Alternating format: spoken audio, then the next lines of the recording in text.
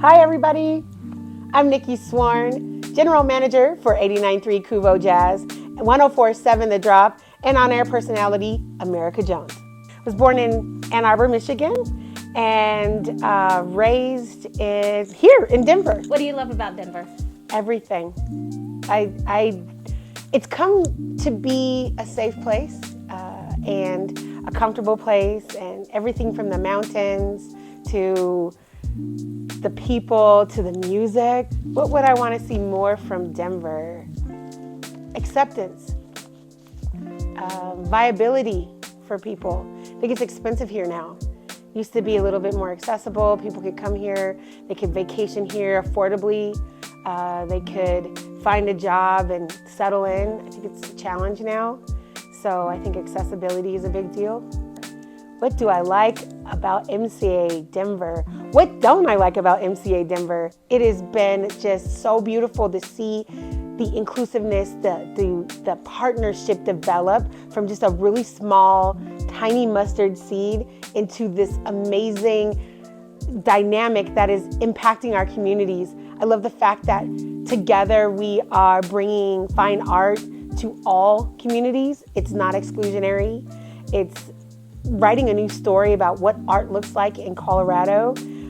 The sneaker ball was amazing. I never thought that we would ever turn up in a museum like that. It's just a movement unto itself, and the MCA has provided me with hope and excitement, dynamic relationship with exhibits that I would never see, exhibitions that I would never get a chance to touch, and learn more about artists that maybe don't always make the mainstream cult status.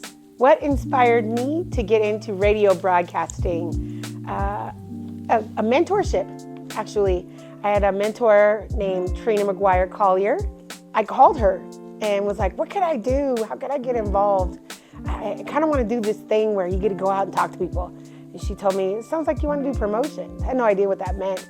She suggested that I call radio stations and TV stations, and she made that great suggestion for me, and I literally picked up the phone. I called KUVO, I called KS 107.5, and I landed with 95.7 K-High, which is now, I think, the party. And got the chance to come in and was bit by the bug of live performance. I love live music, and I thought, if I want to do live music and I don't know how to get into a concert promoter, I could do it through radio, and that's exactly what happened. I think what I'd like to see with radio in the future is more inclusiveness, especially within communities of color. The LGBTQAI2S+ community should have more spaces to amplify those stories. I think radio and the sound itself being more inclusive for diversification regarding artistry. That relationship between record labels and radio being a little bit different. Live music and the cost of concert tickets. Can we bring those down a little bit? It's a little expensive, and it's starting to be exclusionary for all audiences. And just more inclusiveness overall. And we're seeing very small numbers of women in leadership. It is a challenge, and it's been a challenge. And I'm hoping that in my tenure, I can invest in the next round of people that can come in and make their impact and their ideologies known as women leaders. It's critical. Our business depends on these fresh voices, and it definitely depends on women's perspective. Love. Love is what inspires me. Wow, who is an inspiration to me? I don't think it's just like one person. Family, of course. Big shout out to my dad.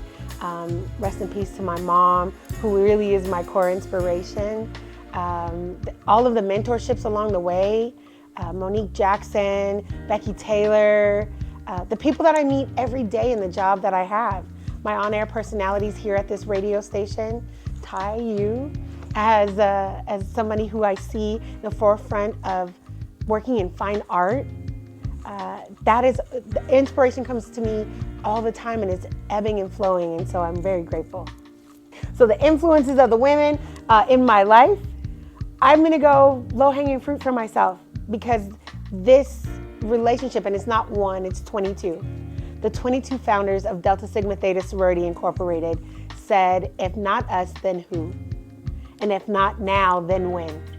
And so I feel like they provided such an iconic foundation to movement and understanding our civic responsibility to our communities through education, through taking care of our physical and mental health, through the vibrancy of delivering everything from food to scholarships to service consistently over 110 years.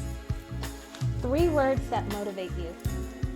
Now, let's do it now. Joy. And this is a combination word because I always have to have a little bit of extra. I wouldn't be an Aries if I didn't add a little extra in there. I would say servant leadership.